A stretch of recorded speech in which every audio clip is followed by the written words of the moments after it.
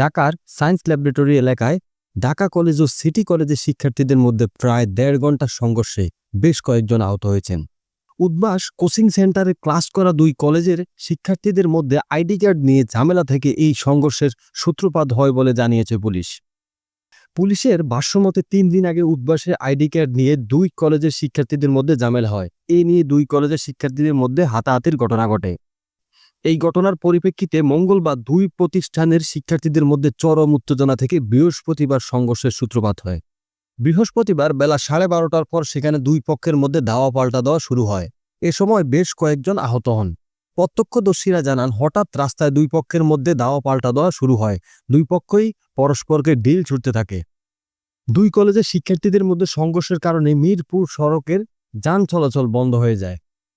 গত ৩ দিন আগে সেখানকার আইডি কার্ড নিয়ে তাদের মধ্যে ঝামেলা সৃষ্টি হয় এবং চড়-থাপ্পড়ের ঘটনা ঘটে।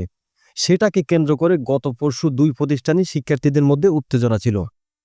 গত ১৮ মার্চ দুই কলেজের শিক্ষার্থীদের মধ্যে বড় ধরনের সংঘাতে অন্তত ৫০ জন আহত হন। তার আগে ২০ ফেব্রুয়ারি এবং ১৯ জানুয়ারি সংঘর্ষ হয় দুই প্রতিষ্ঠানের শিক্ষার্থীদের মধ্যে।